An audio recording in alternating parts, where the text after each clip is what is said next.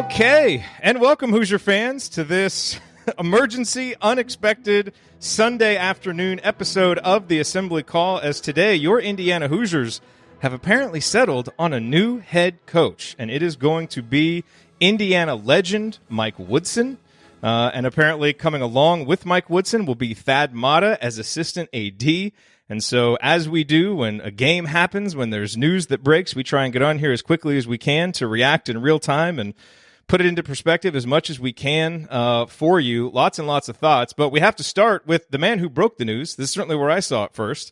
And that is Rick Bozich from WDRB, who is with us right here to talk about it. So, Rick, the floor is yours. How did this all transpire? You know, it had gotten really quiet, Jerod and Brian, for the last 3 or 4 days. They'd done a pretty good job of keeping the gossip to a minimum. There's some of that misinformation that had been put out late last weekend.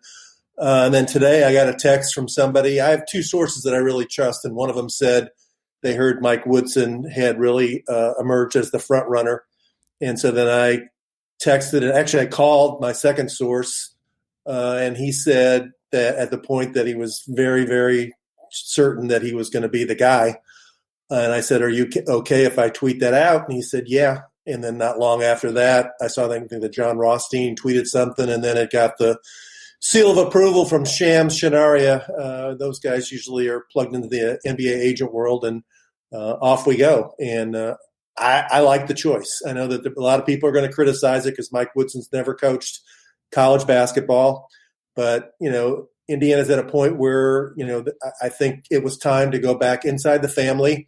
And Mike Woodson has coached the game at a higher level, which is the NBA level. And I think he gets the whole process. And I think the fact they're bringing Thad Matta in to sort of help him, who understands Big Ten basketball and what it takes to run a major college program, and can probably help hook him up with 3 really strong assistant coaches, I think it's a fine. They're going outside the box, and I think they were in a situation where it's fine to go outside the box. Porter Moser was the other hot name, and I think he would have been a fine choice too. But after they didn't get Brad Stevens, whoever they did get, I think people were going to find ways to pick it apart. But I think Mike Woodson has a chance to work. Do we have any details yet on what Thad Matta's role is going to be? I don't know that. I know that Greg Doyle's been at the forefront of reporting that. He was the first one to have it. I would think that Matta would just be a guy who would help him in every way possible, whether it would be coaching, whether it would be assistance, whether it would be all the different, connecting things with scheduling or hiring a staff, just what it takes to be a head coach at a Big Ten school. Whether, there's a big, let's be honest here, there's a big PR part of the job that was really an F performance by the previous staff. And I think Matta will help them, can help Mike Woodson get a much better grade in that situation, which is important in terms of building relationships with AAU people, with high school coaches, with the media, with alums and fan base, with former players, all those areas where I think sometimes the previous staff fell short. Yeah.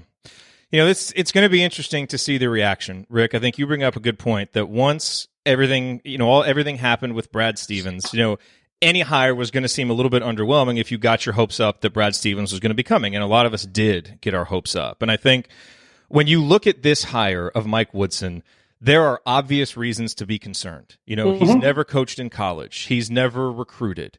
He's a little bit older. Like you can go through some of these things, and they are perfectly valid reasons. I understand why people look at this and are like, and maybe don't quite get it. Now a couple of days ago, and I kind of felt that way too when the name first came up. Now a couple of days ago, I kind of thought that there was not enough balance being brought to the conversation, decided to dig into it, and found some reasons to like the Mike Woodson hire that I wasn't really expecting. Dug into his NBA background, which was much more impressive than I thought. When you hear his ex-players talk about him, the thing that they talk about the most is his ability to build relationships. His ability to kind of be an old school coach in mentality, but also to kind of be able to adapt with the times, both as a relationship builder and as an offensive coach. And some of those things, in addition to what you talked about with going back inside the family and kind of bringing that all back together, I kind of settled on this idea that it wasn't my first choice. It wasn't my second choice. There were people I liked above Mike Woodson that I think would have been maybe safer hires. But I've been really intrigued by the potential upside of this hire ever since I heard about it.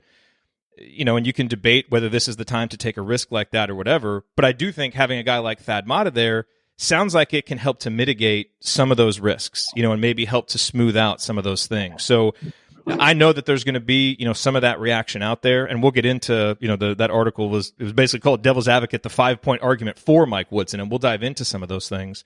But I guess my kind of opening thought off the top is I would urge folks to, have whatever reaction you want, because we're going to have knee-jerk reactions to these things, and there are reasons to be skeptical. But I would have an open mind, have an open mind about some of Mike Woodson's experience and thinking a little bit outside the box and having some imagination for how this could work. I think it does require a little bit of that to make the case for it. And again, is this the right time at Indiana basketball to be doing that? I don't know. We're going to find out. But the other thing is, the last hire seemed like a really good fit. Everybody thought that it was going to work, and it didn't. So the most important thing is we should all have some humility with this one. Let it play out, and remember that we have an opportunity to kind of influence it with the statements that we put out in public and how we respond to it if we look at this from a fan perspective. And so I think it's important to be fair and analytical and, candid in how we think about it, but also be supportive, of the hire if you're looking at this from an Indiana perspective. So just some opening thoughts there. But your reaction to that and to kind of the reaction that you're seeing from other people. Yeah, I understand that. I mean, if a lot of other schools hired a 63-year-old former player and put him in charge of their program who had no college coaching experience, if Purdue did it, if Ohio State did it, if Kansas did it, if North Carolina did it, people would criticize that. It's not just an Indiana thing. And it is in some ways, a snapshot on the state of the program where the job isn't the same job it was 15 or 20 years ago. But it all depends on how it's executed. And it's sort of like draft choices in pro sports. There's always going to be the instant analysis, but the real analysis can't be filed for 3 or 4 years. And what I do want to say that the two sources that I've talked to, the thing about Mike Woodson is, A, he has coached the game as a head coach at the NBA, and he is known as a really good offensive coach. And secondly, as somebody explained it to me, a lot of this stuff is about relationship building. And with players today, as much as people want to believe that they want to come play at Indiana or Michigan or UCLA or whatever because they want to play for those schools, they also want to play at those schools because they want to know what it takes so they can become a professional player somewhere. And if you have a guy who actually knows what it takes to be a professional player, has been around professional players, if he can recruit and develop relationships, I think that can resonate with some people. Now, the challenge will be that a lot of kids, they might not know who he is because it's been a while since he's been a head coach.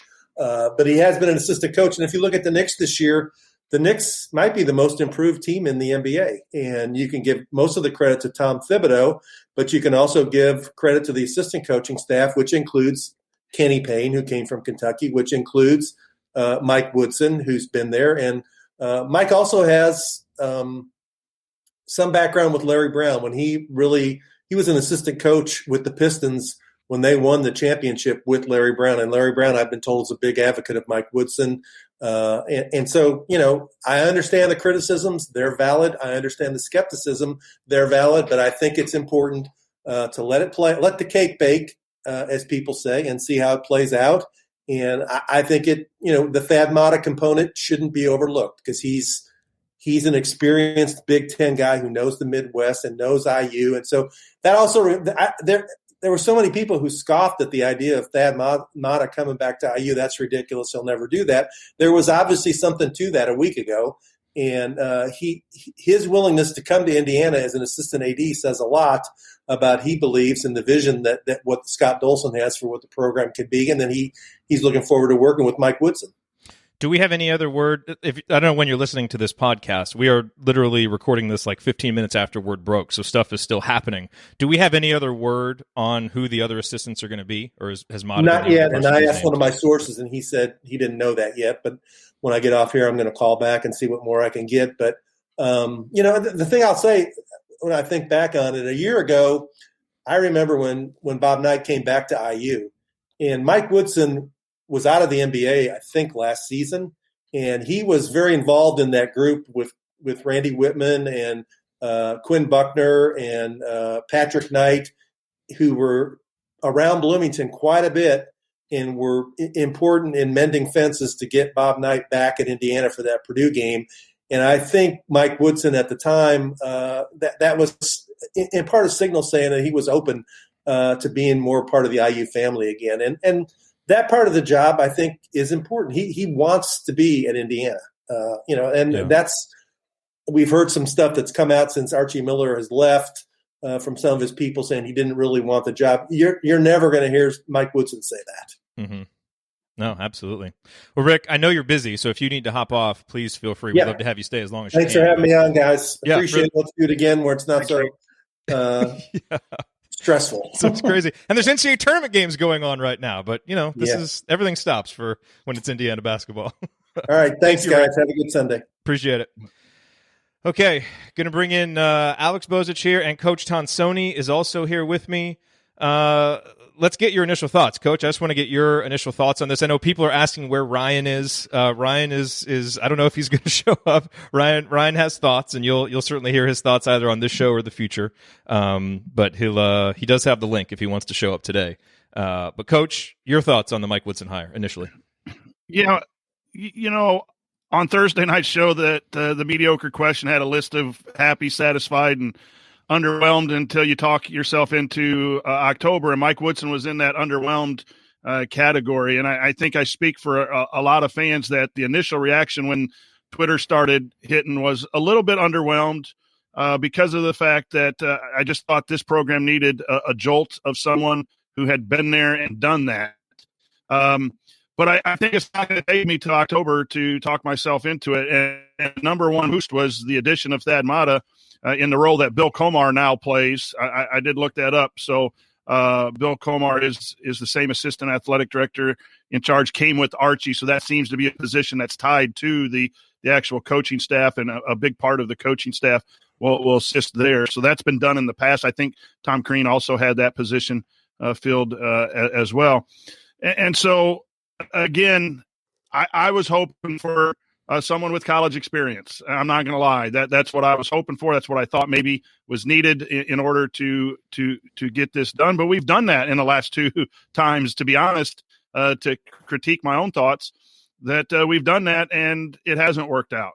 And the more I'm thinking about it today, as I'm sitting here and listening to the opening comments, this seemed like it might have been Dolson's plan from the very beginning, because you heard leaking that they're interviewing Woodson, they're interviewing Chaney, Matta failed a physical. All those little pieces came out with a little bit of misinformation, but there was some smoke there where he was probably wanting to put together a coalition of individuals to get this thing correct and moving in the right direction. If that ends up being true and the program moves forward, this is a fantastic move. And we've said that we've trusted Scott Dolson, and I'm going to go back on that too. I said I trusted Scott Dolson. I'm going to continue to trust that he has the right, thoughts for Indiana basketball, and he made his decision, and I'm going to get on board with it because that's just who I am. Call me a fanboy, but I'm going to get on board and root. I think there's some very positive things with this hire, even though it's not the clear-cut, fancy hire that a lot of us were hoping to have. So welcome back, Mike. He wore 42. That was the same number that's been on my jersey. So, I think that's a good number for Indiana basketball, and I welcome him home, and I'll be very interested to see who's on his staff.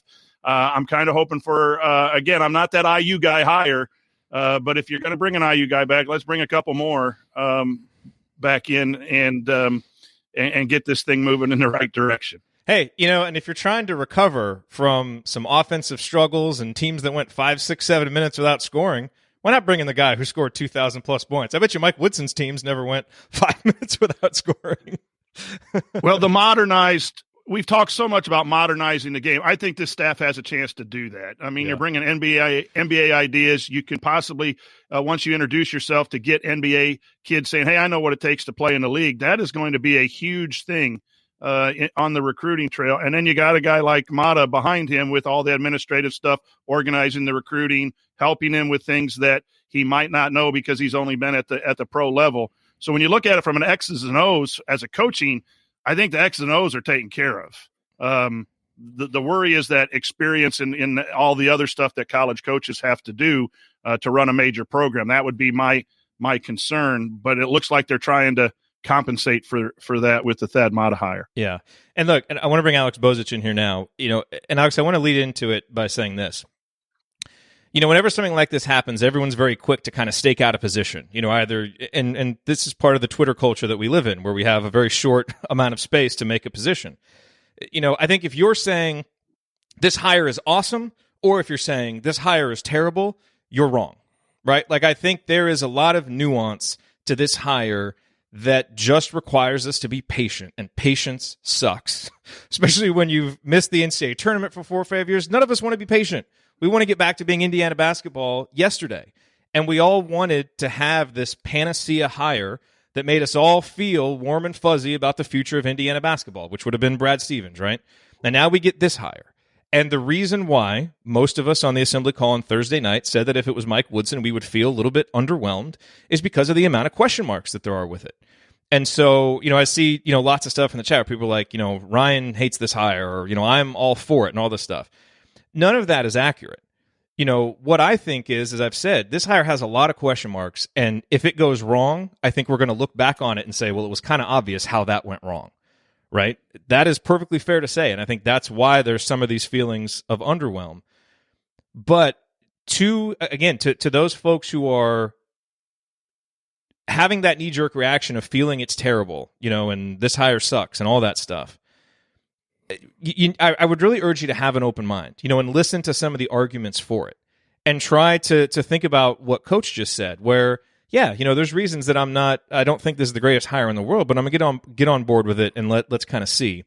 And the other thing that's important to remember here, Alex, is what I want to get your reaction to, is a lot of the reaction to a Woodson hire, and I saw this in some of the discussions with Porter Moser too recently, are framed based on who people think Indiana could have gotten, right? And so if you're in the mindset of, well, shoot, Indiana could get Jay Wright or Tony Bennett or Chris Beard or one of these guys, and now you compare that to the Woodson hire, no reason to talk about Moser anymore because he's not the guy, Woodson's the guy, then I can see where there's significant underwhelm. I've approached this all along not feeling like, certainly Jay Wright and Tony Bennett weren't reasonable names, but even some of the other names that people have talked about, like an Eric Musselman and some, Nate Oates, I never really looked at those guys as being legitimate options. And so when you started to look at who is legitimately Indiana interested in, and there's mutual interest, it whittled down the choices a little bit more to make the one that you settle on make a little bit more sense. Now, is that underwhelming? Yes, but it's as much, it's the hire itself, but it's also, I think, what's disappointing people is what this kind of says about where the Indiana job is. And the Indiana job is still a good job because their tradition is good. You have a good recruiting base. There's crazy fan support. You're going to get paid a lot. But, I thought Sam Vecini made a great point on Twitter yesterday when he was comparing the Texas and Indiana jobs. And he basically said, look, these are both great jobs, that if you get the right guy, you can win at the highest level. But there's a smaller subset of people that are going to be right for the Indiana job than are going to be right for the Texas job. And part of me wonders if what Scott Dolson faced in trying to hit the biggest home run he possibly could is fewer people being the right fit for the Indiana job. And as you kind of look at that, and now you think, well, look, we've got this guy with NBA experience. His players rave about him. He does this, that, and the other. We're seeing some examples in college now. We'll talk about why some of those analogies are really flawed, but we're seeing some examples, at least, of it working. Maybe this is something we should give a try. If the opportunity cost isn't one of these huge proven names, it starts to make a little bit more sense. And I explain all that because in some of the conversations I've had with people, I feel like my head hits a brick wall a little bit because I think people have had unrealistic expectations for who Indiana could get. And if you had those unrealistic expectations, this hire is going to seem a lot more underwhelming than it should. Now, what needs to happen is this hire needs to work and you build the stature of the job back up. But, 4 straight hires haven't worked. That's probably going to have a lingering impact. So anyway, I wanted to get those thoughts out and I want to get your reaction to it because maybe you disagree. But as this started to go on, it certainly seemed like the actual options for Indiana were there were fewer of them than maybe we initially thought there would be. I mean, the first thing to know about any coaching hire is, like you said, the immediate reaction is pretty much meaningless on either side. You can call it a home run, you can call it a whiff, but we won't know for sure what is actually going to transpire until maybe a few years. I mean, everyone said Archie Miller was a home run nationally, and in his first game against Indiana State, he lost by 21 points on his home court, and then later that season also lost at home to Fort Wayne and had an underwhelming Big Ten record. And so all the national people who are now criticizing this hire love that hire and now say this is a bad hire. So that's the first thing to remember. In terms of, the hire itself, I don't know Mike Woodson. I've talked to people who can't say enough great things about the person and the human being he is. So that to me is that means something.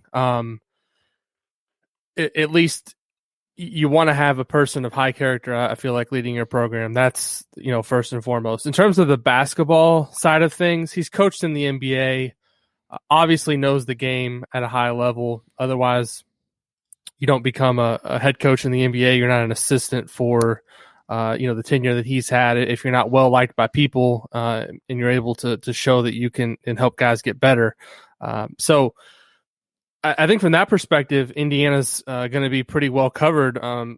My questions come more along the lines of the staff, who's going to be around him, who's going to be helping him get players.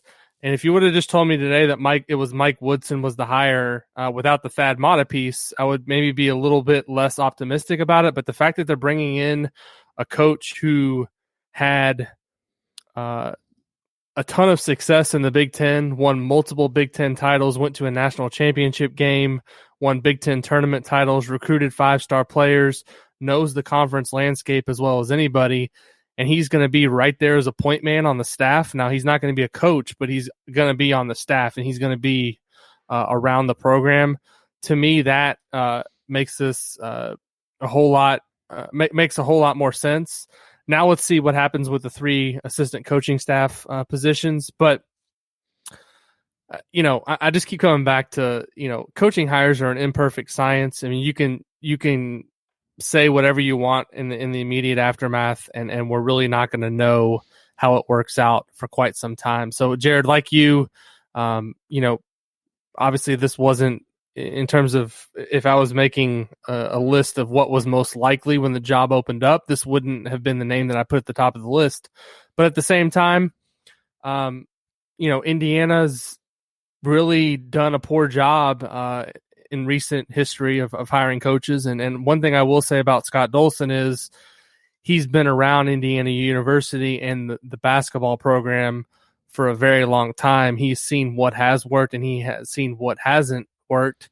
And I do think that there's going to be a much bigger emphasis this time around, not only on who the head coach is, but getting the right staff around to make things work. Because I think that was a huge shortcoming of Archie Miller's tenure, was there wasn't necessarily the right people around him to make him successful.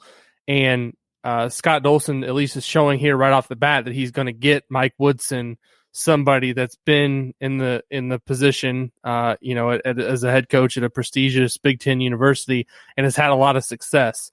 And so it also tells you the fact that Thad Matta is going to do this, he must have some level of belief or confidence that it can work. Otherwise, why would Thad Matta stop whatever he's doing, which has basically been retired for 4 years, to come do this at Indiana? There's obviously something that he sees here that makes him believe it can work. Oh yeah, absolutely. I mean, that's a really good point. And look, I'm seeing just some notes in the chat. Someone said, we had to go down to our 25th option to do this. I don't think that that's the case. I really think that we heard about this one early on. To me, and I hope that we find this out, so this is kind of me just positing, kind of reading tea leaves. What I kind of think happened here is it seems to me like Scott Dolson had a couple of templates for how he thought that this might go. Brad Stevens obviously being one, kind of the home run hire. Then you've got another bucket of, some experienced college coaches. And then, okay, if we're going to do the IU guy thing and try to make this kind of a more, a more modern program in terms of the offense that we run, how we're getting kids to the NBA, that kind of thing. I think that was another template. And as you look at the possible names there, Mike Woodson is the obvious one. And so I think that this was kind of in the thinking from the beginning. And one, I don't, for even a split second, think that Scott Dolson views this as settling or underwhelming. I think he's extremely excited to have Mike Woodson and to pair him up with Thad Matta and whatever staff that they get. And again, as I said, and we'll go through this here in just a minute, some of the arguments in favor of Mike Woodson, for those of you who haven't seen that piece, but I would not read it that way. Some people might not understand what what the thinking is there, but I definitely think that there's a plan. And I guess that's why, to me, I'm very intrigued to see how this plays out, because I'm intrigued to see what that plan is. Coach, I sent you an article earlier today, and Alex, you might have seen this. And I don't remember the name of the coach. It was a coach from Maine. He used to coach at Maine. Do you remember the name of the coach, Coach? I'd have to look it up here real quick. I'll put it in the show notes. I'll tweet it out. But it was basically, and Ken Pomeroy retweeted it. That's how I found it. But the basic point of the article was about, look, things are changing in college basketball. They are changing. Coaches have less power now. And he wrote this from the perspective of a coach. It used to be, when players had to sit out a year to transfer, once you went, the coach could kind of say whatever he wanted in recruiting to get you to go there, because you were kind of stuck once you got there, unless you were going to pay the price of sitting out a year. And used to be you didn't have that many options to do things outside of basketball to earn any income, and now things may change with name, image, likeness. But his basic point was things are changing. Players have more power now. And his point as he went through that is what you have to do as a coach now in college basketball to succeed, because players have options and they're going to be able to leave when they want to, is you have to build a culture that players want to be a part of. And what Indiana has had for the last 4 years is kind of the opposite of that. We have not had that. And that's why a lot of people are kind of freaking out about all these players who are entering the transfer portal. Oh my goodness, should we have really done this? Well, we paid $10 million to fire a coach, and now players are in the transfer portal. A lot of those players may have transferred anyway. They may have entered the transfer portal anyway. So that argument is kind of bunk. But what's important now is building a program that players want to be a part of. And again, I'm gonna stress, if there's some videos out there with New York Knicks players talking about their relationship with Mike Woodson. Jared Jeffries has talked about his relationship with Mike Woodson. This is a guy whose players love him. He builds real relationships with them. And the other thing to remember, I know that, no high school players in Indiana, or very few, are going to know who Mike Woodson is. No high school recruits anywhere are going to know who Mike Woodson is. But when Mike Woodson talks to them, he's going to be able to share experience as an NBA coach, and that will mean something. And Mike Woodson has been a star in college, a role player in the NBA, and a bench warmer in the NBA. There is not one position on a basketball team that he's not going to be able to relate with, because he's played all of them. And so I know that this stuff doesn't show up on a Ken Pom profile, and it doesn't look that impressive on a Wikipedia page, but I think we have to be careful about using old paradigms to judge current and future hires and basketball programs, because stuff is changing. The way that Juwan Howard is running his Michigan program is a very forward-thinking, modern way. The way Eric Musselman is running his Arkansas program, it's different. Things are changing, and I think what this template that Scott Dolson settled on is going to do is going to allow us to do some of that. It doesn't mean it's going to work, but that's why I'm intrigued by it, as I think this is a forward-thinking template for how to run a college basketball program that is going to bring Indiana kind of into more modern times and become a place that players want to be a part of. So again, it has all of the question marks. I understand the downside, but that's where I think people have to look. And I think in the conversations with fans who have just knee-jerked and they're out on this one, I think they're viewing this hire and this decision from an old paradigm. And the reason why I have kind of trusted Scott Dolson's thinking here is I really think he was trying to view it from a different paradigm, which is, I think, more accurate for where basketball is going in the future. Coach, I'd love to get your reaction, because I know you read that article that I sent you. Yeah, I think it's absolutely 100% accurate what you're saying. I think it's about hiring the right person. And sometimes resumes can reveal the right person, and sometimes resumes can't reveal the right person. And in today's age, it is about relationships. I've said on the show a lot of times, it takes a degree in psychology to really move a program in the right direction. And as I stop and process this, when you're dealing with guys on the NBA, that's even a lot tougher than dealing with egos at the college level. I mean, there's never enough basketballs in the NBA, and he was able to get to the playoffs several times, and he's been able to do that. So when I start looking at that, I'm thinking this program needs that identity to be rebuilt. And the one thing that we can take from this is that maybe coaches and players and national media and everything don't look at Indiana the way it used to be, that Scott Dolson understood that. And I'm with you. I think he came with the plan. He mentioned the CEO thing, and it looks like kind of that Mata might be in and be a part of that to work with Dolson. He mentioned that he wasn't going to shut off an IU guy or a guy without experience right from the start when he announced the Archie Miller thing. And I think that foreshadowed what his search was all about. Did he look for some experienced coaches? Did he look at Brad Stevens? Yeah, if he's worth his salt as an AD, he's going to make those phone calls, he to see, because then he could maybe go there. But I think this ultimately was his game plan. And really, it's people were down on Moser and all these, but these guys can relate to kids. And you connect the NBA. The more I'm sitting here, the more maybe just the IU glasses are coming on. But I've been in the NBA. I know what it takes to get to the NBA. That is going to be huge on the recruiting trail once they introduce, "Hi, I'm Coach Woodson. I used to play," and they get to know him. And you said that. Talk to him.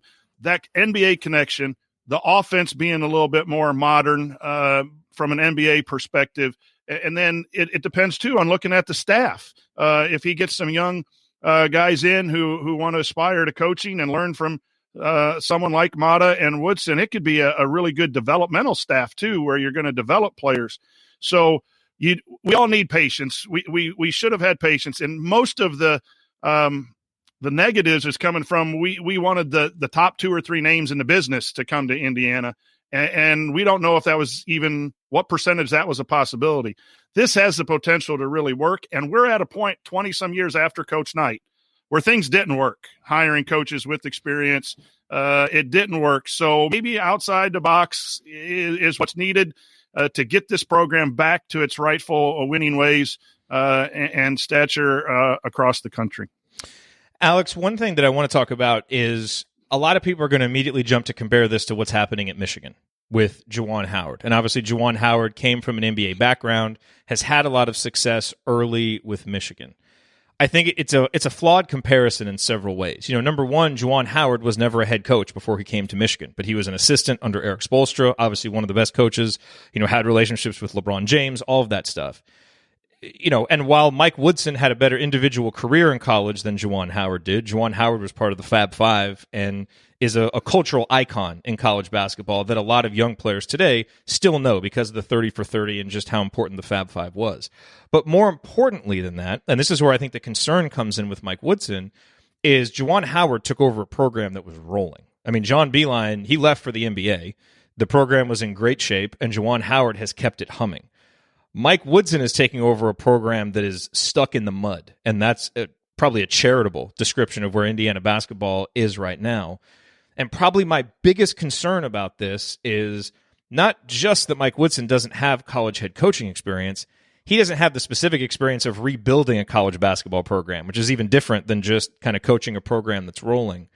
And so that's where bringing Thad Matta around, who has built successful programs, I think is really going to help. And so it doesn't erase the question mark because, again, we haven't seen this from Mike Woodson, so we don't know what he's going to be able to do in that regard.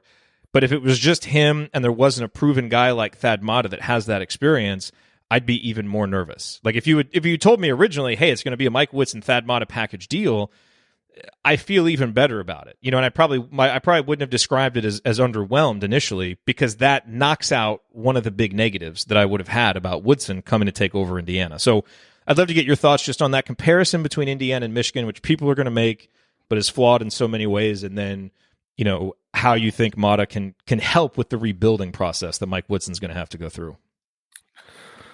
Yeah, the comparisons, the only comparison is that they both played at the school that they took over at, and they both had coaching experience in the NBA and weren't a head coach before that. But other than that, like you said, the situations are totally different. Michigan was a program that was basically turnkey for Howard to take over and hit the ground running with success. And this situation, isn't the same. What I will say is that the opportunity to be good pretty quickly is there if Woodson can, make the right moves quickly. I think that involves retaining a lot of the current players and also the transfer portal. And a lot of that's going to come down to, figuring out what the needs are from a program standpoint, filling those holes. But, I think that, the comparison is pretty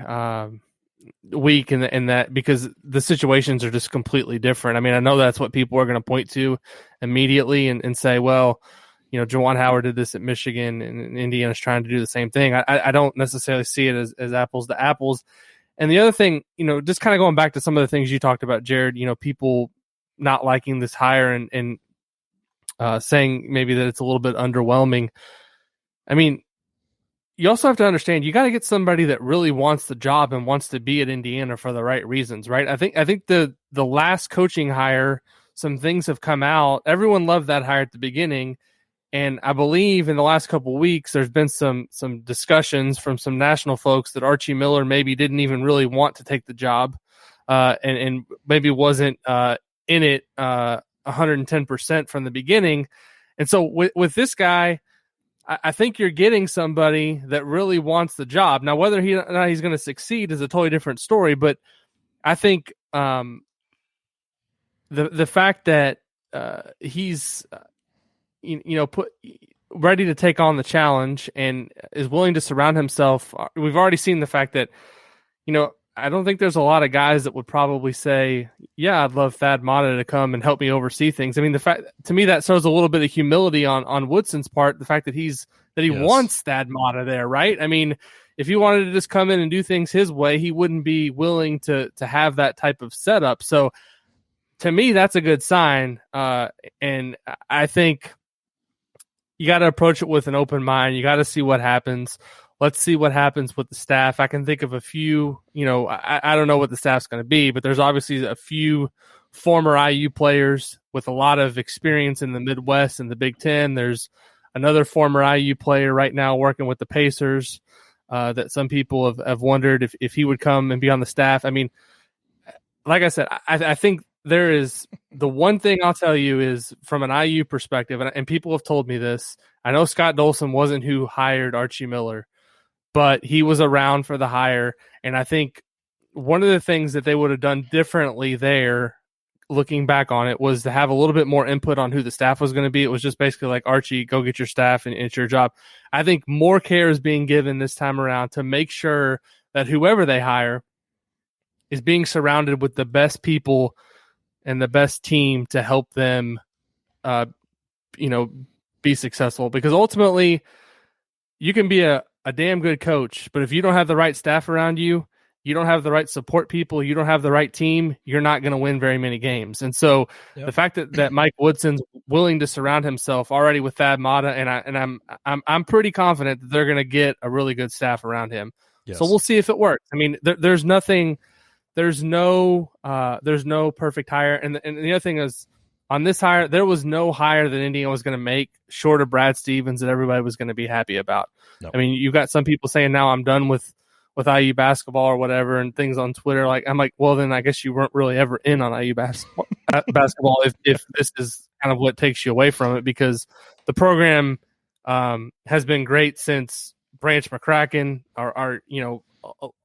all the glory days back in the early times of the program. And into the future, Indiana basketball, because of the fan base and because how many people care about the program, will continue to be relevant. I mean, everyone on Twitter, like the national folks, were, how Indiana's fallen, but yet they were all tweeting about the job for weeks and weeks. That kind of proves how relevant the brand still is, and all That's it takes is getting the right people around, and getting a chance to turn around. I'm not saying this hire is going to work. I'm not saying it isn't going to work, but you got to let it play out and see what happens is basically what everyone has to go into this with. Otherwise, why follow the program or why be a fan if you're just going to go ahead and say now that it's a failure? I mean, just stop watching if that's your attitude, right? 100%. Alex, thanks for coming on short notice, man.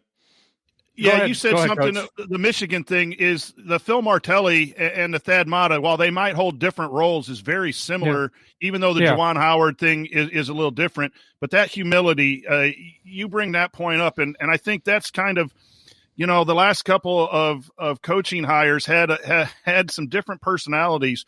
Mike Woodson seems to me to be a very calm, cerebral person who's going to think through things. I haven't watched him coach for a long time, but just in the few interactions that I have seen on video, that again, that might be what's needed. That a lot of us were not thinking about when you just pay attention to the resume, but the humility to have someone on staff. And it's so important as a head coach at whatever level you have. If you have another head coach there to bounce things off of, whether it's administratively, if that's his role, or he's on behind the bench with the clipboard, to have those things available to not be a yes man, but to be there and bounce things off is just vital at whatever level. And it's hard to find that level of experience to be on the staff. And then it doesn't count towards the 3 paid assistants. So now you can go out and get 3 more paid assistants with that. I just think that is what is moving me quicker to the looking forward to this regime than I was when it was initially announced. Yep. Well, the other thing you have to remember, you don't last very long in the NBA as either a head coach or an assistant coach if you're not well liked by the players, right? Because it's a players' league. The players dictate, for the most part, usually who coaches the team. And in many cases, it's a superstar league. And the fact that there's all of these players that have played for him saying these things about him that are glowing reviews means that he can make connections with people and that he's well respected. Does that mean he's going to get all the recruits that Indiana fans want him to get? Not necessarily, but it does show to me that, he is capable of building the relationships needed to get. I mean, it only takes, 10, 11, 12, 13 guys. That's all you need to get on the roster. He doesn't have to get every guy. I mean, you can say he hasn't recruited, but how many guys can say I scored, X amount of points in college, was a first round draft pick, coached in the NBA, was an assistant coach in the NBA, worked with, countless. I mean, he worked with Carmelo Anthony. I mean, if how cool would that be to be able to say, hey, you got questions about who I am as a coach or who I am as a man? Why don't you call Carmelo and see what he says about me? I mean, he's worked with guys that are at the highest level of basketball, and they've all said really good things about him. So, as I said, we'll see what happens. We may not know right away. It may not work out. It may work out. It may be average. Who knows? But I think one thing we can all agree on is that Indiana basketball needed a new direction. Now it's got a new direction, and we'll see which direction it heads in. Thank you, Alex. You can go check the server. Make sure it's still up.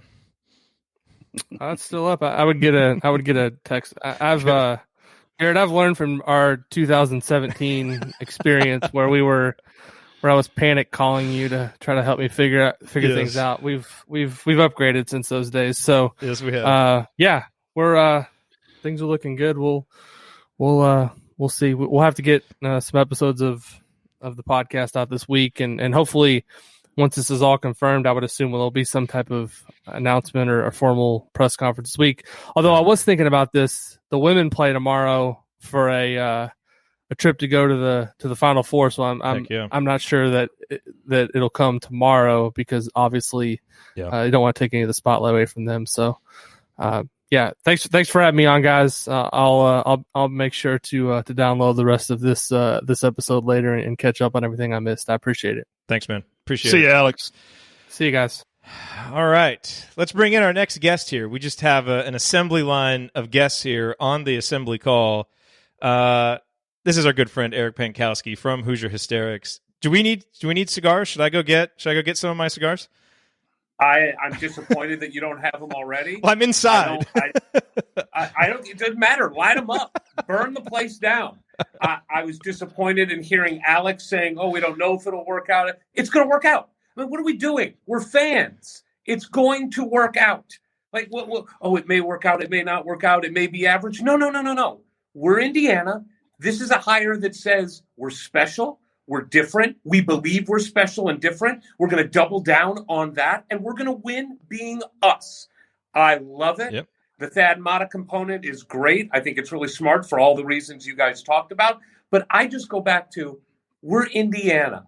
Mike Woodson is Indiana. He's from Indiana. He played in Indiana. He won a Big Ten title. He was a warrior for Indiana, coming back from injury when he had no business coming back from that injury. Yeah. He's loved Indiana since he was a kid. He loved it playing there. He's loved it since. And he wants to come back as the legacy of his career to return us to the greatness that he bought into as a teenager. I am, as the kids say, here for it. I love the Let's enthusiasm. go. You know what I like is Mike Woodson's going to be, if anybody gives him any crap or, whatever, he's going to be like, dude, I won the Big Ten MVP playing 6 games. Don't give me any mess. That's exactly. And by the way, I guarded and played against Magic Johnson, Larry Bird, and Michael Jordan in the pros, and Isaiah Thomas, who, by the way, Isaiah Thomas and Mike Woodson are close. You don't think having Isaiah Thomas more involved and feeling just more part of it with Woodson and his group will just feel better for Indiana? You don't think that'll be impressive for recruits to come to games and now see, I guarantee you, seeing a family of Indiana former players together and in a prominent place, taken care of at games, treated the way that it should be? Recruits are going to feel that. Their families are going to feel that. Their AAU coaches and high school coaches in the state are going to feel that. It matters. And we don't have to build to it. It's going to be there from the beginning with Mike Woodson. Yep. And look, we got to know him a little bit. He came on our podcast. We spent well over an hour with him, and we fell in love with him. And we were already in love with him because he's a Hoosier and what he did. But you hear him talk. He's thoughtful. He's sobering about it. Like, he takes it very seriously, what he does. He takes the relationships that he builds with players very seriously. I talk a lot to Jared Jeffries, who played for him in New York. I don't know if you guys have had a chance to talk to Jared yet, but I think Jared's going to come on our podcast this week and talk about his experience playing for Mike Woodson and speaking from a player's perspective on what players think of him. They love him. Yeah. They absolutely love him. Jared told us, and he'll talk about it on the podcast, that with Woody, you go out there and you're trying to make your dad proud. Yeah. That's what it feels like. Well, I mean, my God, what could be better than that? Yeah. I mean, what could be better than that? So, and beyond that, Jared talks about how he's just a great basketball mind, like a really good coach. And there's a GIF out there that you can find of him, like, balling up his fist and cold-cocking DeAndre Jordan on the sideline. I don't know if you've seen that. I have seen that. It's funny. It's phenomenal. It is phenomenal. It is. So I just got off the phone with a couple other former players who I probably shouldn't name, but they're all like, we're in. We can get behind this. At an absolute minimum, we are going to find out if the hypothesis of bring this back to the family, we are going to put that to bed. We're going to find out if it works. I share your enthusiasm for that part of it. I know, when I wrote about that in the argument for Mike Woodson, my 5-point article, that was one of them, is you're going to immediately bring the family back together. And whatever value you assign to that, it's going to happen faster with him or with any other IU guy than if we'd gone outside, the IU family. And if you think that matters to building a culture and all of those things, which I do believe that really matters, well, that's why this has unique upside, because this represents the ability to do that more than any other hire would have. If it didn't matter, Tom Izzo wouldn't do it. Mike Krzyzewski wouldn't do it. Roy Williams wouldn't do it. Mm-hmm. Guys that have been in places for a long time that dive back into their past. If it didn't matter, why would they waste their time? They're really secure in their jobs. They don't need to do stuff just to do it. They do it because culture and family, the family feel, matters. Yeah. And we are one of the few places in the country that has a rich history that we can exploit that and we can make it meaningful. And we haven't done it for 20 years. And it's about time to do it again. So I just want to say this. I put this out on some boards too. People that are coming out like, oh, this is terrible, this is blah, blah, blah. I just want to remind everybody, for that guy out there, whoever your name is, turd, burglar, parrot, 72, whatever, you don't get any points. You don't get any money. You don't get any credit that you can use anywhere. If in 5 years this doesn't work out, you can go, look at my post back in 2021. You don't get any benefit from that. So if you're a fan of Indiana, what in the hell is the point of that? Just get on board. You do not get points for it. There's no fantasy prize at the end for calling out something working or not if you're a fan. I get it if reporters want to do it. That I get that that's kind of their job. But if you're a fan, you don't earn anything for that. All that there is to root for the thing that makes you happy, which is Indiana basketball. So let's get on board and support the hell out of the guy. And if it doesn't work out, it doesn't work out. But I'm in with both feet. This thing is working. I'm on board with that. Coach, it is exciting. It is exciting because regardless of who the new hire was going to be, they were going to have to bring the family back together. That was going to be a component. We've talked a long time about what traditions we need to keep and how to modernize the game. Well, Mike Woodson's an NBA guy. There's the modern part of it. You're bringing in Thad Matta from outside the family, who's a really good coach, and you have a guy who could bring back the former players and unify. It might be the best of both worlds. We're that's the thinking outside the box is, the next guy was going to have to do a better job than the last couple of guys have done at bringing the basketball guys back. And that's just a big part of any program. You read, I don't care, small school, Division I, Division II, NAIA, they cherish those who have gone before. And if you're any kind of coach, you respect the hell out of the players that went before and build that up. That's what's been missing from Indiana. And I know people say, Coach, you're old. You're living in the 80s and 90s. You were down there in the last championship. You wanted an IU guy. I really didn't want an IU guy, but I want a guy to bring everyone back together. And if it happens to be an IU guy, so be it. And a guy that with NBA ties, it might not be April before I talk myself into this from last week. But I get what you're saying, and I agree. And at some point, whether you like it or not like it, it's Indiana. It's the Candy Stripes. It's why we're here on the show and over 1,000 people are watching. Get on board, root for it to work. Don't root for it to not work. Yeah, it's simple. Exactly. And look, we talked to Will Sheehy recently. Will Sheehy didn't know Indiana from Montana State. That's the truth. He grew up in Florida. His dad wasn't recruited by Indiana, like the one school that didn't recruit his dad. He had no connection to Indiana whatsoever. Didn't follow him, nothing. He came to Indiana. He didn't know who Brian Evans was. He probably thought Brian Evans was like some kind of like heir to a sausage empire somewhere.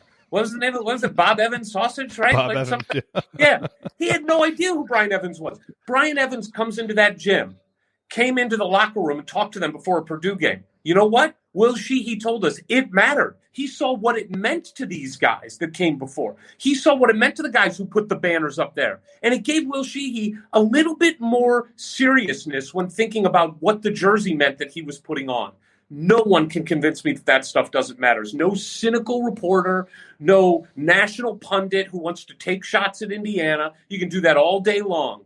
But I talked to guys who aren't from Indiana. Victor Oladipo is another one. He got there. He picked Brian Evans's mind, picked his brain. Tell me what this is about. It matters to the people who play.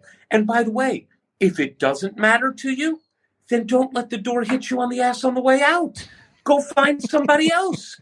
That Mike Woodson isn't going to bring in players that don't care about that. I mean, Loyola, I know there was a lot of talk about Porter Mosier, and we talked about him a lot too. Mm-hmm. It's not like that guy was recruiting top 100 players. He was recruiting guys that bought into his system, and it got him to 2 Sweet 16s and a Final Four in 4 years. Culture matters. Our history matters. And finding people, recruits and staff that you can recruit and hire to that thing is crucial. I am pumped up about it. And again, if I came out and wasn't pumped up about it, what good would that do me? I mean, it just doesn't make any sense. But I'm genuinely excited. Mike is a really good guy. The people around him really like him. I also want to say this. Mike was part of bringing Coach Knight back in February. Yeah. He was part of that elite group of former players, Randy Whitman, Mike Woodson, Quinn Buckner, Steve Green. Those were the guys that were crucial in bringing Coach Knight back. It means something to him. It's in his bones. And that is important. And you think Mike Woodson is leaving a nice, lucrative paying job with the New York Knicks to come back to Indiana to not give it his all? You think he's coming back to fail? Like, he's going to put everything he has into this because this will be his legacy at Indiana. And he's willing to put a untarnished legacy on the line for this. He's going to give it his all. And the fans, we owe him the same. That's what I truly feel. I think people can feel how they want about the hire, have their personal feelings, but I agree with you, and I tweeted this out. As fans, let's be responsible with our public comments. And what I mean by that, I don't want to tell somebody how to be a fan in terms of how you should feel about this. You feel how you want to feel about it. And I think there's ways to comment about it in a constructive way that, suggest that you have questions about it. That's fine. But support it at the end of the day. I think that's what's so important, is that we have a united front as IU fans that we're going to get behind this. I do think that is important. You're kinder than I am, because I'll be honest, I don't understand you can have them personally, but publicly voicing why? What does it matter if you question it? You think Scott Dolson's going to read your comment and go, oh man, Turd Burglar 27 didn't like it. Maybe I should rescind the offer. No, I mean, it just doesn't matter. No, but it's because people like talking about it online, and they like debating it with each other. Well, okay. Yeah. No. I agree. We can, that is the motivation. Yes. No, I agree with you. And personally, the ego doesn't matter. We're for Indiana. We are for Indiana. And we do know this.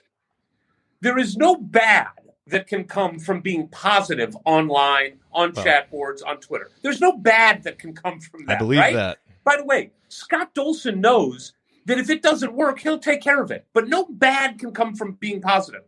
There is potentially some bad that can come from being negative right now. Yeah. So why do it? There is no cookie or award or trophy for it.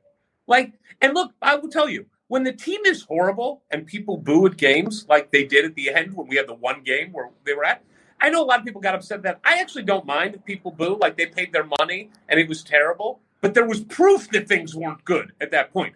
There's no proof of that now. Let's let it play out and be positive until that time.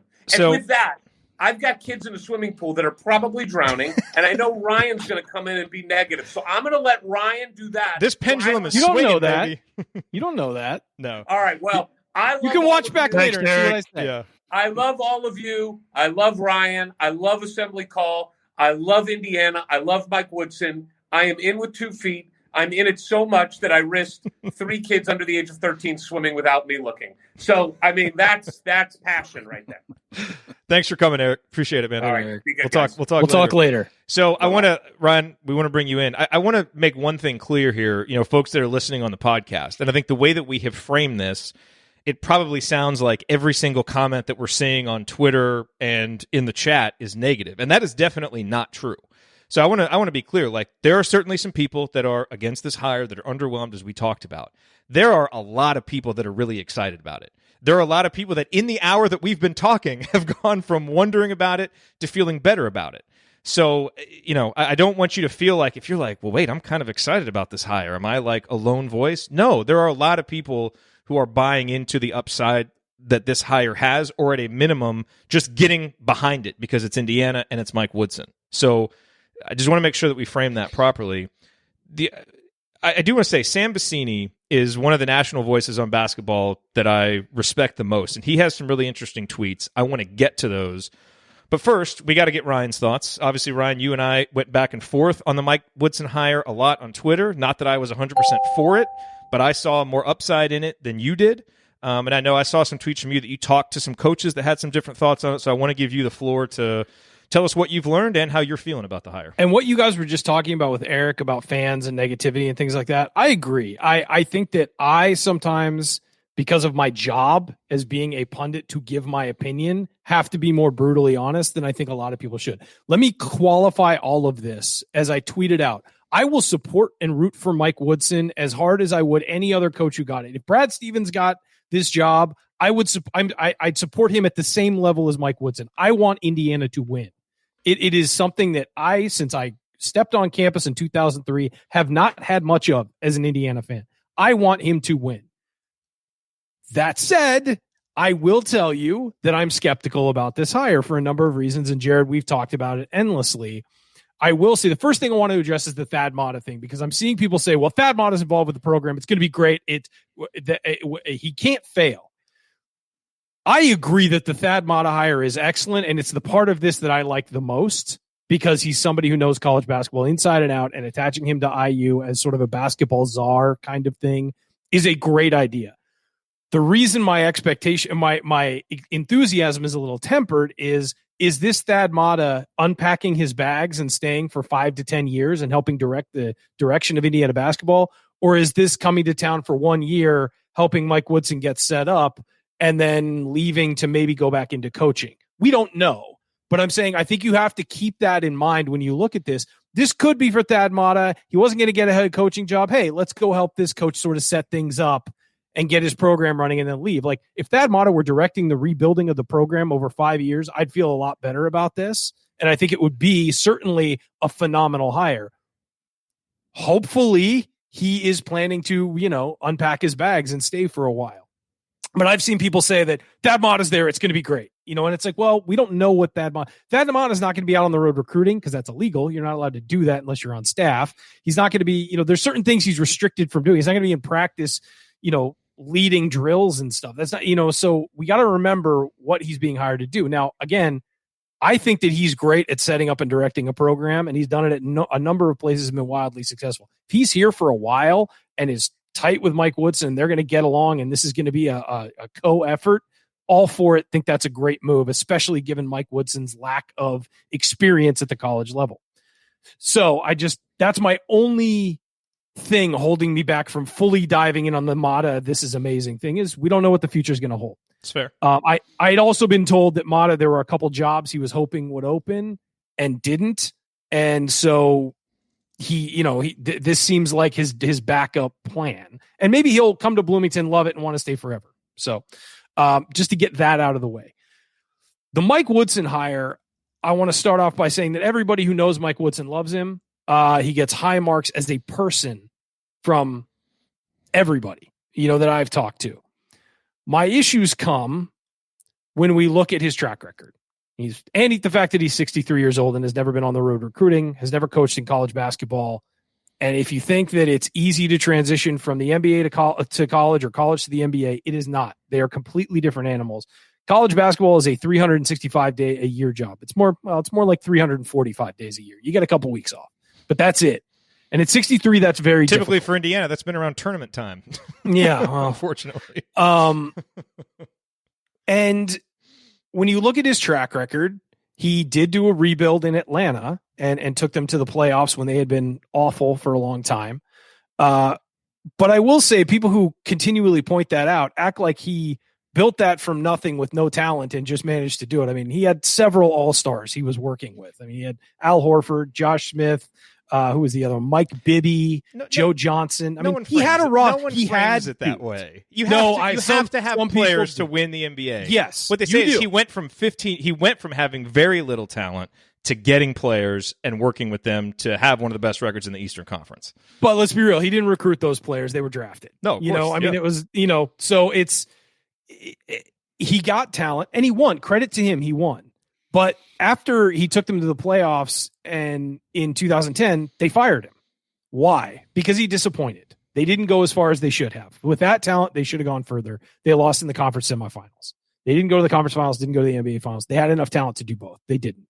He went to New York as an assistant under Mike D'Antoni, and it was, I don't want to swear here, it was an S show. And he took it over and took them to the playoffs. Went 18-6 his first year, went to the playoffs, lost in the first round of the playoffs. Second year, they won the Atlantic Division, which was weak at the time, but they still won it, and lost again in the conference semifinals. His third year, second 2.5 years, essentially, as a head coach, the third season, he went 37-45 and didn't make the playoffs and got fired. They've never won that many. They've never been back since. So nobody's and they'll be good this year. I think they will finally get over the hump this year, but with him back as an assistant. Just saying. But what I will say is there's, a lot of people have built up, I think misrepresented his coaching record as something where there were these high successes after sucking for a while and building something. He didn't have great success in the NBA. He made the playoffs with some bad franchises, credit to him, but it's not like he's a slam dunk as a head coach, amazing hidden gem. And here's the other thing. There are some really smart guys running NBA teams, some of the smartest in all of sports. They were one of the first leagues to really recognize analytics and go deep into it on baseball as well, but NBA, and go into it and be able to discover hidden gems and things like that. He hasn't been a head coach since 2014. Nobody else has hired him. And so as Indiana, you've got to look at that and be like, all right, why not? And clearly Scott Dolson's confident in it. What I will say is this is an enormous gamble by Scott Dolson. And the idea that, well, he loves Indiana, so he'll give his all. You know who loves the school he coaches? Patrick Ewing loves Georgetown more than anybody. And he has not been successful there. It's been a disaster. They made a run in the Big East tournament to make it into the tournament and got blown out in the first round. And he was probably going to get fired if they didn't do that. There have been plenty of stories about guys who love their university coming back and failing miserably. So the idea that he loves IU, that's not going to carry him at IU. I'm sorry. The Big Ten's too good for that. He will have to be a really good coach for this to succeed. He'll have to have a monster staff around him for this to succeed. I think we all agree with that. I don't think anybody is going to sit here and say that it doesn't matter who his assistants are. He will have to have an incredible staff around him. Not saying anything controversial. I'm just saying. And at the end of the day, though, whether Thad Matta's there, whether you bring in the greatest 3 assistants in college basketball, at the end of the day, it comes down to who your head coach is. I don't care how good your staff is. In the end, you win or lose because of your head coach. He's the one making timeout decisions. He's the one calling plays at the end of the game to get guys the ball. He's the one who players commit to when they recruit. That is the key here. What does Mike Woodson do at the college level? And the issue I have is not hiring Mike Woodson. It's that I think there were guys out there who have an established college track record who would have said yes, that I feel like were passed over for Mike Woodson. And that's just from talking to people that I talk to often about what was available and what they wound up doing. Do you want to name names on those or no? No, I do not. Okay. Because it's not fair to those people. Okay. It could be sent out that they aren't happy where they are or whatever. But I think there are people who certainly would have taken the IU job if it had been sold to them as you'll get everything you want. The way that it was sold to someone like Brad Stevens. If you sell other coaches on that, they could buy in. And when you come out at your press conference and spend $10 million to get rid of Archie Miller and then say, I have a blank check, essentially, he said, I have a blank check. He said, I don't want to say it's a blank check. You're saying it's a blank check. Let's be real. I have a blank check to figure this out. And you wind up with a guy nobody was looking for. Yeah, that's disappointing. And I get why people are disappointed. Will Mike Woodson succeed? I don't know. I certainly hope so. I'm skeptical. I'm not saying he can't succeed. I'm saying I'm skeptical. And I hope, and I've tweeted this out, I really hope he proves me wrong. And I hope he's the most successful coach IU has ever had, other than the guy who coached for 30 years. Mike Woodson's not coaching. Mike Woodson's not coaching for 30 years, guys. I'm just letting you know now. But I really want to know what the plan is. And bringing in Mata, you say, okay, well, they have a plan there. What's the rest of the plan? Because I've been told that if Woodson came, there was a sort of a package developed, and maybe that was Mata. But there was sort of there was a deal that was being struck, and that was a couple weeks ago. So I don't know, if that's changed or what. But yeah, I get fans who are sitting there like, Mike Woodson, like that's what we got. Like nobody is looking for him as a head coach. No NBA team's going to hire him. And no college team was looking to hire him. Now, I get the IU connection. This is probably the only college job he would take. But I'm giving voice to the fans that are skeptical because I'm skeptical. I'm not saying it won't work. I'm not saying that Mike Woodson isn't smart, isn't a great guy, doesn't love IU, all of those things. Those are all true. But can he coach in college basketball? And you know what the answer is? Nobody knows. There is no one who can definitively say Mike Woodson will kill it at Indiana. No one can definitively say. But you couldn't definitively say that about anybody. I mean, you're right. Know if right. But Chris the people Beard could have come here, and you wouldn't have known if he was going to kill it here. I'm not denying that, Jerod. But there are some people you'd say you can look at and say, "All right, that's going to work," and you have Archie a really Miller. good idea. I mean, all I'm saying is let's have a little humility with what we're certain is going to work and not work, or what has a better chance. And what have I said? What have I said? What have I said, though? I know. I'm not saying it's not going to work. I know, but some definitive statements are slipping out, and I just want to make sure that. I'm sorry, if Chris Beard came to Indiana, he'd probably win. Like if it's Brad Stevens came to Indiana, he's probably going to win. Now, again, whether those guys would have been willing to take the job, I mean, certainly Brad Stevens wasn't. Would Chris Beard? I mean, he's pretty comfortable at Texas Tech. He's got some good things going on. And now the Texas job's open. Who knows if he's going to go there? But no, I'm just saying there are people you can say pretty solidly that guy's going to win there. And I feel like nobody has any idea what Mike Woodson's going to be like as a college coach. And so you're Indiana, you're this huge program. This is what you're banking on. It's a huge gamble. And I'll say this about Scott Dolson. If it's not successful, do we really expect him to be the athletic director for a long time if it's not successful? I mean, ADs get to make one hire in basketball in Indiana. Yeah. And so he's clearly confident because he's staking his job on this, essentially. Yeah. And good for him. If this is what he believes in and he's going all in on it, good for him. He got his guy, you know? But I think it's worth noting that if it fails, he's probably out the door with it. I mean, I don't think there's going to be a whole lot of confidence in him if this is a massive failure. So one other issue, and people don't bring this up with having a guy who is part of the family back as a head coach, it's really hard to fire them. And this has happened repeatedly at colleges. They hold on to guys too long because they're friends who are boosters, their former teammates, all of that create backlash if there's talk of firing them. It's tough. It's a huge, huge, huge gamble. And so I hope it works out. But it is very hard to fire unsuccessful coaches from within the family. It is incredibly hard. You are correct. All I will say is Woodson's age does mitigate that a little bit because he's closer to retirement anyway. And but so Woodson's an incredibly well. Yeah, he's probably he's got 7 years left. Let's say he's got 7 years. And he got a 6-year contract. All I'm saying is that mitigates it a little bit. It does.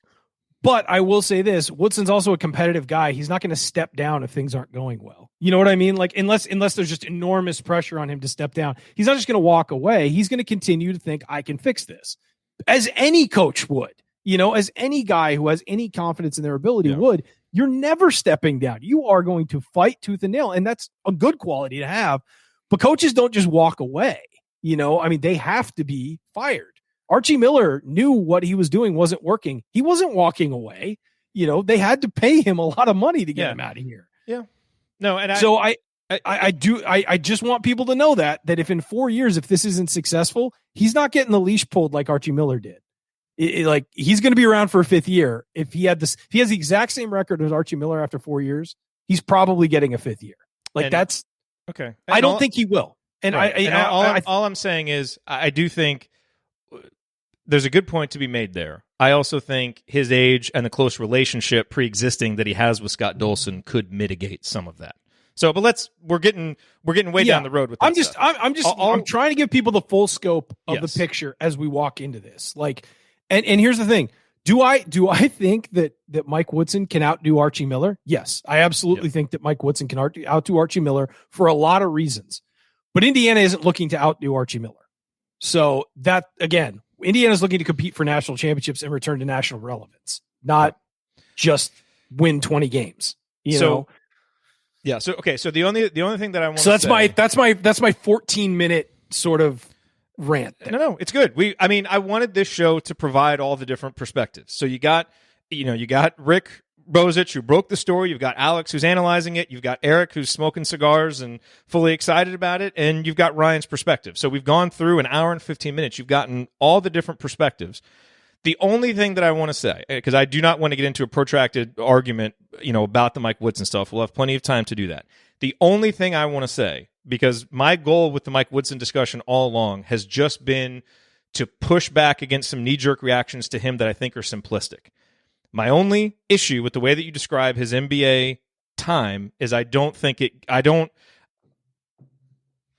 it's a little bit negative in terms of what he actually did and what he accomplished. Would you say that he was? And all I will say is, and the reason why, because what you said is that people have positioned this like he's done did some great job as a head coach.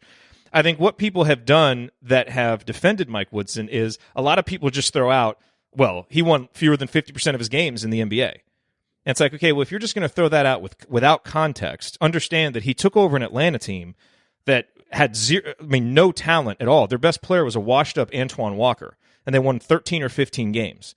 And that right there, if you remove that season, he's an above 500 coach. right? Okay. And if is you 500 what we're looking for? Okay, though? no. But what I'm saying is, I mean- but it's a more accurate representation. Right. Sure. And for the people who throw out, well, they won 46% of his games. Okay. Well, Rick Pitino won 46% of his games in the NBA. Yeah.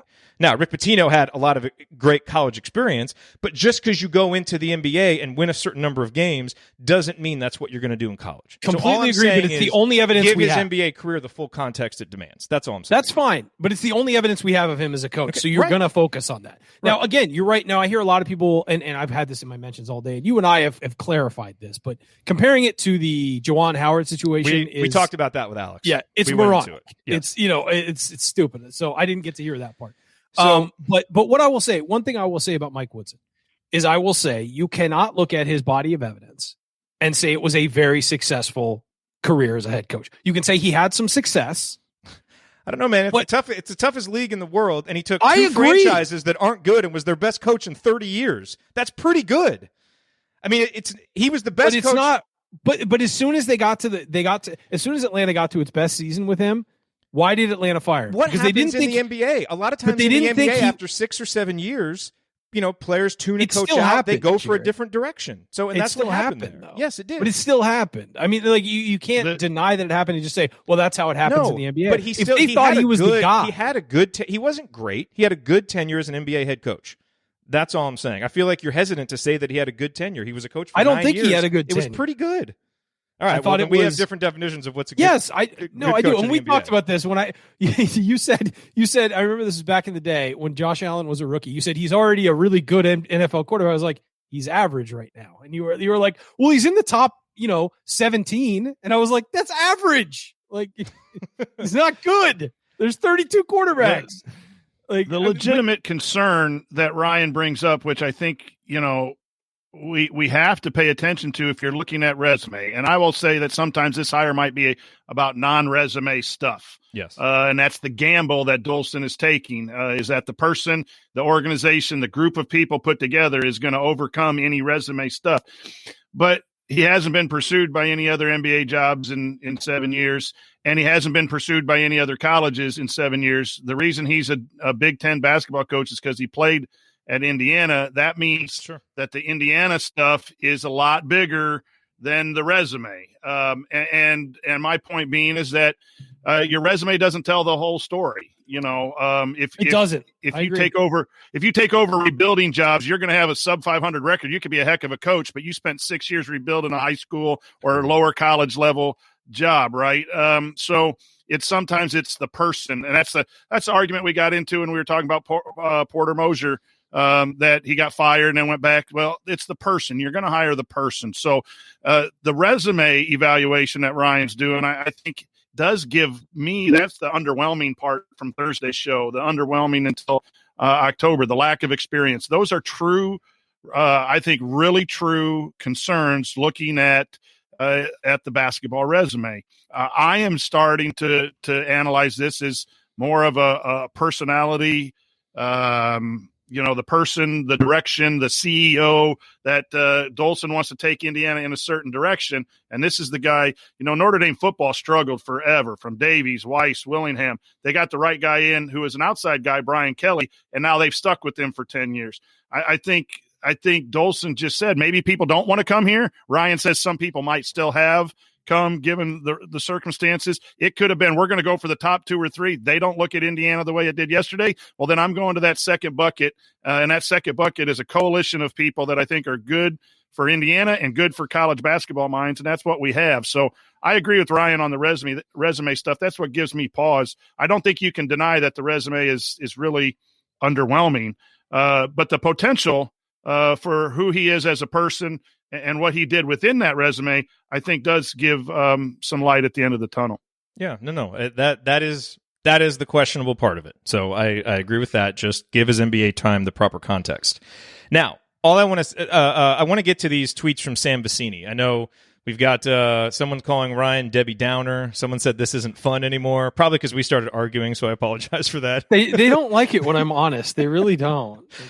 But I think these tweets from Sam Vecini are really good. And again, I know there's been this whole narrative going on for the last week or two about you can't trust the national media and all of this stuff. And certainly there are some voices in the national media that haven't been I don't think have been very fair to Indiana. Sam is a straight shooter. I think you can pretty much he's always been a guy that I've really trusted his perspective.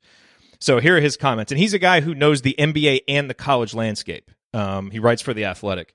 So he says, no idea whether Mike Woodson will work or not. I'll generally just note that his successful teams in the NBA when he was a head coach played relatively slow and were efficient on offense. Like everyone else has said, would be good for IU to hire a killer staff around him. We obviously all agree with that. He goes on, I do think there is a case that it's easier to enter the high major college coaching side than ever right now because of transfers. Everyone is kind of operating at a more equal playing field, not all equal, but closer at least right now.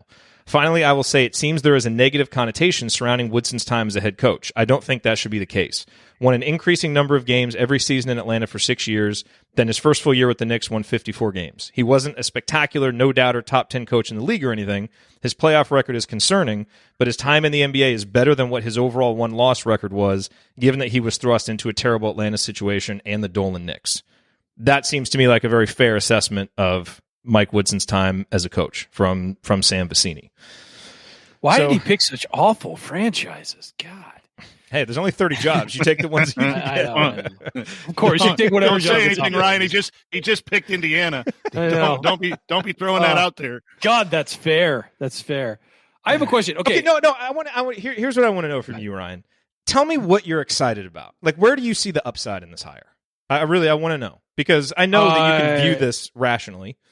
Where's the upside in this hire? His personality, I think, and his ability to connect with people. I think the thing if I had to list the things I'm most excited about, it's having Thad Matta attached to the program is number one, way more than Mike Woodson. I think the Thad Matta thing, because Thad Matta has consistently built competitive, good programs and kept and sustained that for a long time, which is why I'm concerned if this is a long-term thing for Thad Matta or if it is just a short-term stopover to help set this up and then he's going to bolt. So Thad Matta is the thing I'm most excited about, being attached with Indiana. As far as Mike Woodson goes, personality and his connection to his players. And I think that people speak very well of him. But yeah, and you know what the other thing I'm excited about? Finally, the fans who are longtime Indiana fans have said, we need an IU guy. But you got him. Here's the deal. If this doesn't work, can we stop with that, please? Like you got your IU guy. All right. Because I've heard this from everybody since I started at IU in 2003. It needs to be an IU guy. It needs to be someone who played under Bob Knight. Whatever. Okay. That's it. Like you've got your IU guy. If it works, great. If it doesn't, let's never hear of that again, please. Okay, we have some great comments. Some great comments that I have to get to. These are back-to-back comments. One is on Periscope, one is on YouTube. Jody says, Ryan is so negative, you wonder if it's fake. How can a person be so angry? And then Shay McNearley, Ryan, thanks for speaking the truth. There you go.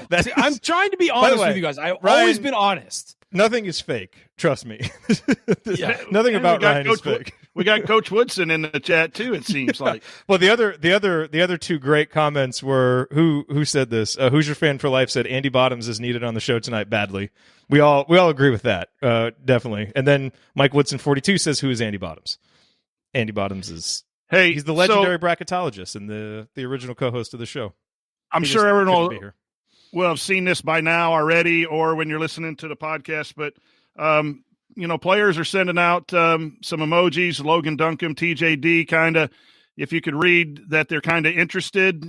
Nothing. But there's a quote from Tyler Toshman, an Inside the Hall, that says Logan Duncombe, the recruit that has signed, I think it's an awesome hire. He seems like a really good coach with NBA background, and they bring on Thad Matta, who has college experience. It seems like a deadly duo. And I know that Logan has entered the transfer portal, I believe, too. So we'll be interesting to see how quickly. No, Duncombe? No, Duncombe Logan. No, he hasn't. He's not even here yet. He can't enter the transfer portal. But once he's signed, no, you just have to. You just uncommit. So there was talk about him decommitting. Okay. And so, how soon that Coach Woodson will get on the phone and start recruiting the better be today. That are in the portal, right? But the initial two that we've heard kind of are looking at it like, okay, and that might be his NBA connections. That's again what's pulling me from underwhelmed to starting to maybe see the reasoning behind this is the combination of both Woodson and Matta and those connections to the NBA, I think that's the upside. That's the upside. By the way, Assembly Call's own Doc Libby, Yogi Ferrell's mom, tweeted, "I am personally behind him. Let's give him a chance." Always listen to the doc. She knows. Absolutely. But Coach, I think we need to do a segment. Coach Tonsoni interprets emojis from college athletes. That would be I have no clue. Did you see me do this every once in a while? I'm trying to figure out, is that a one wink? Is that a smile? I'm so old. I only know one emoji that Mrs. Tonsoni sends me all the time. That's not funny. pretty nice. All right. So, okay. Guys, we got a coach. We have a coach. And one thing, look, we're going to go back and forth on stuff. You know, Ryan, we've disagreed on what the level of upside is on Mike Woodson. I think we generally agree on what the questions are about Mike Woodson. I think we certainly disagree on the degree, maybe, to how likely those questions are to be answered in a negative way, and perhaps the degree of the upside. But I know certainly all of us on this show, and I look forward to getting Andy's thoughts on the hire, but I know that he will agree, is, our position is going to be what it's always been, is we're going to try and analyze it as best we can. We'll always be candid with you about how we genuinely feel about stuff, but we're going to be supportive, and support the hire as best we can in the way that we do on this show, which to us, it's a little bit different than what Eric described. I feel like it's okay to have a candid conversation online about pros and cons and analyze the stuff that happens on the court. But our goal is always just to kind of lead a conversation and provide a forum for conversation where we can talk openly about that stuff, but we know that we're all coming at it from the same perspective, which is we want Indiana basketball to win. And we're supporting the men and women who are out there working hard every single day to do it. And I just think that let's take that tact with our public commentary. And everybody can decide for themselves how best to do that. But that's certainly what we'll do on this show. So we're not going to pump sunshine and tell you that Mike Woodson is the greatest hire of all time, but we're also not going to wallow in every negative thing and just assume that all the questions will be answered in a negative way. There's upside to this hire. There's reasons to like it. There's reasons to be skeptical about it. There's reasons to feel like maybe this wasn't exactly what you wanted it to be, but still to get on board and support it. And so I guess that would be kind of my final thought is the hire's here. We have a coach. Now let's commence the part of the offseason where we dig more into his history and we watch some film and we figure out what kind of a coach he is and we listen to what ex-players have said about him. Let's learn about this coach. Let's learn as much as we can and have an open mind as we do it. Let's be curious, not closed-minded about it. And then obviously we watch the transfer portal and we see how many of the guys in the transfer portal decide to come back, how many go, and what this roster is going to start looking like. We got one answer, and now it presents a whole bunch of questions that I know I, for one, am really, really excited to start seeking the answers for. That's what we try and do on this show. So fun stuff, guys. Was not expecting to have a show today, but, news breaks, and we got to do what we got to do. So curious to get your guys' final thoughts on a very important day in IU basketball history. Ryan, why don't you lead us off? So just FYI, I'm not trying to be negative. I'm just trying to be honest with you. And I've always been honest with this audience and tell them what I think and how I feel about things. And just not trying to rip the hire or anything. I'm just giving you my honest perspective on it. I'm going to write about it for the Big Lead shortly. I think that it's certainly an interesting decision from Scott Dolson. And as I've said before, he knows probably to some degree that his job will be attached to this hire. And whatever decision, and if he's betting that big on it, certainly that'll give some people confidence that maybe this is the right thing. But it's also a young AD, a young in his tenure AD, making a pretty sizable gamble and betting very largely on Mike Woodson. So we'll see what happens. I think that we all agree they better build him a monster staff who knows college basketball inside and out and has great recruiting connections, because other teams in the Big Ten are looking at this as an opportunity to raid Indiana because it's a new staff. That happens anytime there's a new staff, but it's a new staff without connections on the ground to the recruiting grounds in Indiana, who hasn't recruited before. I mean, the people we have on there, which is Mike Woodson, have not recruited before. And so you can bet that programs from around the country are licking their chops at this. And I got a lot of texts from people who cover the Big Ten who just didn't understand the hire at all and thought Indiana could do better. And so that's going to resonate with some people around the country. So it's on Mike Woodson to immediately calm those fears and getting a staff that people will then take a look at and be like, okay, all right. So he's got a lot of work ahead of him. This is not going to be easy, and it's certainly not going to be something where he's going to be able to ease into the job. He's got half his roster in the transfer portal. He's got to recruit them back, and then he's got to start going on the recruiting trail and getting transfers, start establishing relationships because he's behind the 8 ball for next year's recruiting class. I mean, he better hit the ground running immediately, and I bet he expects to. But this is going to be a very important next few weeks for Indiana basketball. And Mike Woodson, I know that he hasn't done this before, but he better nail it because otherwise you're putting Indiana behind the 8 ball for next year and possibly the year after. So here's hoping he is ready to go immediately. All right, Coach, your final thoughts on this day? Yeah, when word broke earlier today and Woodson was a hire, I'm not going to lie, I was underwhelmed and wondering, was it a hierarchy of no's that led to Mike Woodson? The more that I've been on the show, and the addition of Thad Matta has moved me off of that to less underwhelmed and more hopeful is my position right now, because it seems like maybe there was more to it than Scott Dolson might have had something like this planned, some sort of coalition planned and went after it.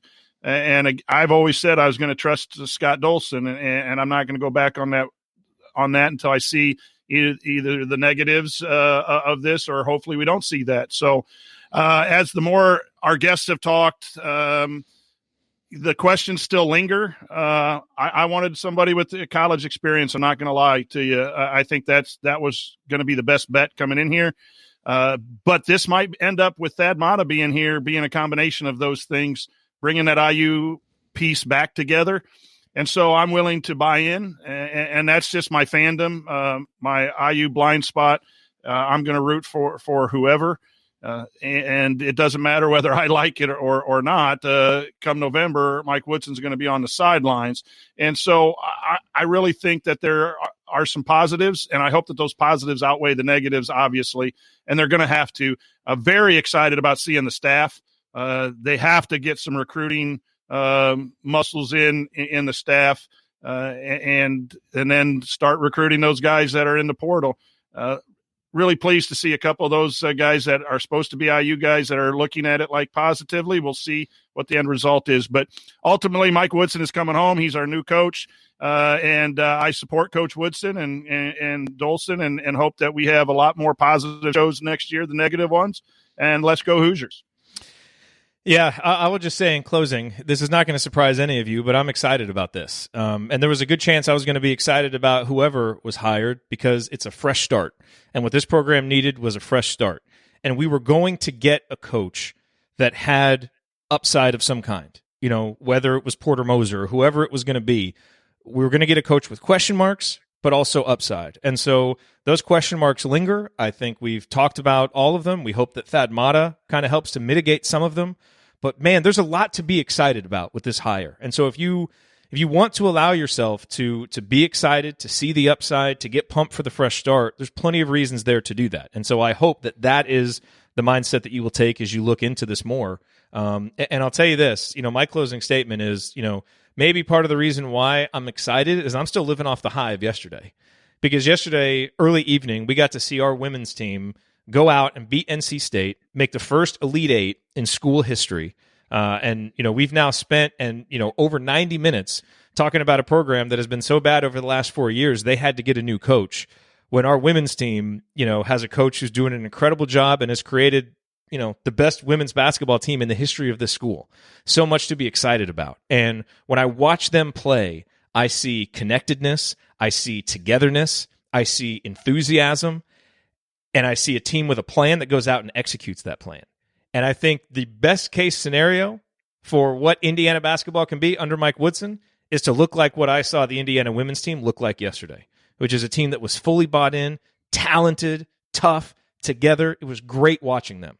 And so I hope that everybody, in the midst of all this coaching search stuff, I came late to the women's basketball program. People have been talking about it all year, how good they are. And I didn't really start watching in earnest until the last few games. And if there's any kind of holdouts out there like me that haven't fully bought in, they are so much fun to watch. And so, I hope that this news, I don't think it'll overshadow it. This is today. Tomorrow's tomorrow. It's a big Elite Eight game. We are going to try to have a post-game show for that. We haven't nailed down exactly and who can be on it. But we're going to do everything we can to have our first women's basketball post-game show after that because we want to support them. And frankly, I got done with that game yesterday, and I just wanted to talk about it. I kind of wish we had a post-game show yesterday. But that's my final thought is we've got a women's basketball program that is showing us the template again for what Indiana basketball looks like because they're playing Indiana basketball. And I hope that as Mike Woodson takes over and this new regime happens and we rebuild the culture of Indiana basketball, that as it starts to improve, it starts to look a lot like what Terry Morin has been or what Terry Morin has built. Because they've got something special. Football's got something special. Baseball's got something special. Soccer's got something special. Swimming and diving's got something special. Like, we have something special going on with this athletic department, and now we just need men's basketball to catch up. And if that happens, legitimately, we could be looking at the golden age of Indiana sports. We're darn near almost there, but it's Indiana, and you got to have basketball rolling. We got half of basketball rolling. Now it's time to get the other half of basketball rolling. Hopefully Mike Woodson's the guy. I'm excited about the hire, questions and all. We're going to support it 100%, be here like we always are, and we hope you guys will join us. So that's all we have for you. We appreciate you guys being here on short notice. Ryan, Coach, thanks for jumping on. Our thanks to Alex Bozich, Rick Bozich, and Eric Pankowski. And we'll talk to you guys tomorrow after the women's game, and then Thursday night we'll have more analysis, and hopefully Andy will be here to give us his thoughts on it too. So take care, everybody, and we will talk to you then. And as always, keep your elbows in, your eyes on the rim, and go Hoosiers.